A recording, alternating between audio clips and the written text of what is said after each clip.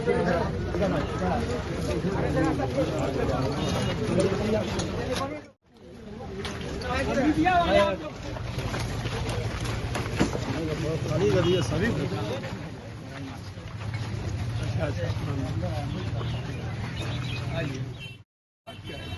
ऐसा कहा किया? और IMA से कि भैया आप खुद यहाँ के सुपरिटेंडेंट अविलंब कौन कौन लोग इसमें, जितने लोग इन्वॉल्व, पहले 5 आदमी 6 आदमी और बाद में जिस तरीके से 100-200 आदमी, इसमें 300 आदमी लगभग इन्वॉल्व हुए। कुछ जो सीनियर डॉक्टर थे बचाने में भी थे, लेकिन जितने सीनियर डॉक्टर थे 200, 300, 400, 500 जो भी, वह जिस तरीके से नंगा नाच किया, पूरा CCTV कैमरा से लेकर के हर चीजों को निकाल करके उस पर पूरा 307 का मुकदमा और उसकी पूरी की पूरी जो यहाँ से ट्रांसफर दरभंगा मेडिकल कॉलेज से किसी अन्य जगह किया जाए, और जो लोग इसमें दोषी हों उसका पूरा का पूरा मेडिकल की पढ़ाई उसकी समाप्त की जाए। पप्पू जी, हम उम्मीद करते हैं, देखिए दरभंगा बारूद पर है, इसको समझिए, पूरा बारूद पे है। और मैं जब कभी कभी यहाँ के MLA MP के बारे में समझता हूँ, 3 दिन के घटना के बाद रात में कभी भुरकुआ की तरह चोरी नुकी आना और चला जाना, और औकात नहीं हो न्याय देने की बात न करना। सरकार तुम्हारी है, पूरा का पूरा नगर निगम जो जहाँ पर हम नगर निगम में हैं, यह मंत्रालय उसी के पास है, डिप्टी CM इसके हैं। तो हम तारकेश्वर प्रसाद जी से आज बात करेंगे कि जो यह घटना घटी है डिप्टी CM से आपके सामने, यह जो घटना घटी है इसमें मुआवजा का मूल्यांकन करके परिवार को कम से कम जिसकी जितनी क्षति हुई है, जैसे चश्मा का है, दवा का है, होलसेलर का है, बनिया छोटी छोटी दुकानें हैं, पूरा मूल्यांकन करके किसका 10 लाख, किसका 20 लाख, और न इंश्योरेंस हुआ, और न पुराना घर भी नहीं है। 2 साल पहले ये मार्केट खुली तो कोई दवाई का या किसी का इंश्योरेंस नहीं कर पाया। भैया दरभंगा को समझने की जरूरत है। परसों की घटना है, हम कल नहीं आ पाए, आज हम सीधा, जबकि हम 2 दिन पहले गए थे, और आज हम सीधा आए। अभी मुजफ्फरपुर में एक मॉब लिंचिंग हुआ है, मार दिया गया, मैं वहां जा रहा हूं। लेकिन इस घटना में मैं डिप्टी CM से मिलकर मुआवजा की मांग तो करूंगा ही, किसी भी कीमत पर मुआवजा की बात होगी। और मेडिकल काउंसिल ऑफ इंडिया के अध्यक्ष से मैं अभी ही बात करूंगा कि आप इस पर एक्शन लें। DM से बात हो गई है, और मैं उम्मीद करता हूं यहाँ का थाना प्रभारी गिरफ्तारी के लिए सर्च वारंट लेके कुर्की जब्ती निकाल करके, समझिए यहाँ पर हमको लगता है कि भले लोगों की कमी हो गई, अच्छे लोग अब DMCH में नहीं रहते हैं। लगभग दरभंगा का भी जितना चोर उचक्का माफिया दलाल टाइप का लोग है, वो DMCH के इर्द गिर्द, और DMCH उसको अड्डा बना लिया है। पहले भी दारू पकड़ाया, क्या कार्रवाई हुई? एक कर्मचारी को सस्पेंड किया गया जो दारू बेचता है और जो दारू लाया। तो जो दारू बेचा, मैंने अगले बार भी उसका नाम हमने कहा था, तो आप औपचारिकता निभा करके आपने बंद कर दी।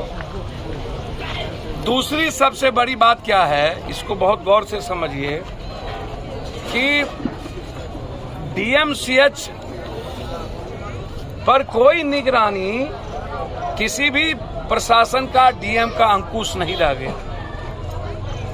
आप इसको, यहाँ से लाखों करोड़ों का दवाई, ड्रग्स, लाखों करोड़ों की चीजें यहाँ से बाहर बिकती है। पेशेंट को यहाँ नहीं के बराबर मिलता है। तो DMCH पर बड़ी इंक्वायरी की आवश्यकता है।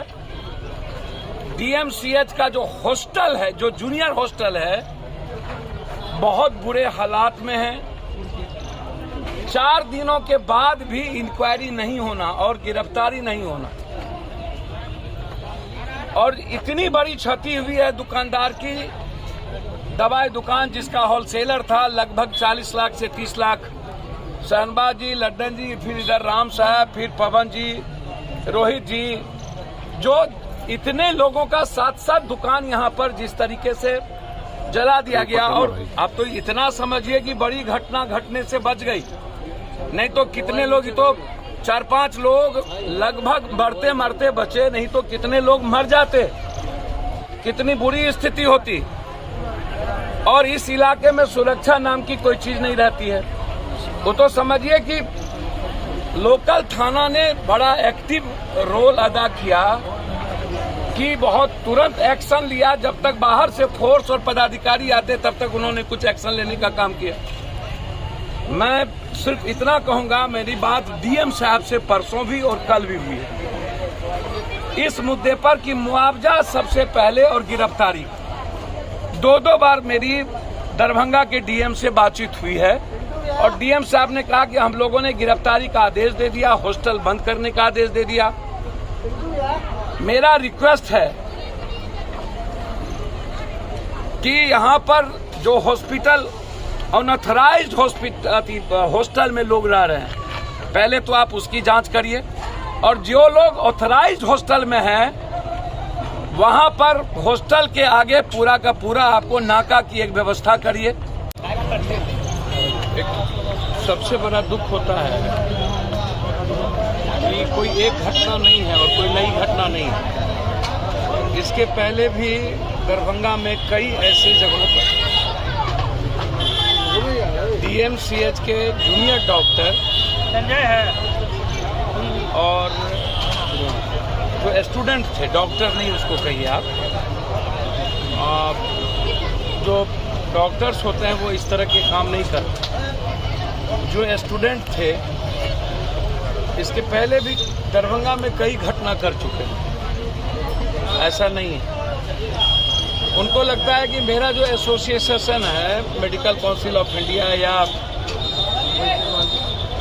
एमआई जो हमारा एसोसिएशन है, वो कंप्लीट रूप से हमको हमारी गलतियों को प्रोटेक्ट करती है। गवर्नमेंट हमें सपोर्ट करती है। आईएमए की जो स्थिति है, आईएमए कभी भी आज तक किसी भी डॉक्टर का जो लॉ है, रूल है कि इसको हम पूरा डिग्री कैंसिल करेंगे।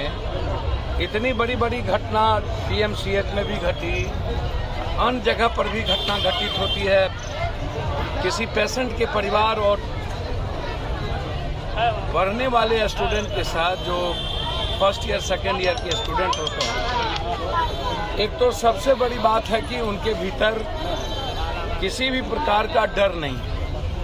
दूसरा, लगभग दारू पी करके और कई स्मैक्स, कई दवाई, कई ड्रग्स का सेवन ये लोग करते हैं। नींद की गोलियां खाते हैं, उसमें भी उस दिन भी नींद की गोली ही मांगने के लिए आए थे। एल्प्लाजोन ज्वेलम जो टैबलेट है, और दवाई दुकानदार ने कहा कि नहीं, पहले आप किसी डॉक्टर्स का प्रिस्क्रिप्शन ले आइए या तो आप हमको किसी बॉस से कहवाइए। उसके बाद चाउमीन बगल में जब नहीं था कोई, तो फिर जबरदस्ती चाउमीन मांगा गया। और फिर जो घटना विभत्स घटी, तो जब इसके पहले भी घटना घटी थी, डीएमसीएच अड्डा हो गया है माफियाओं का।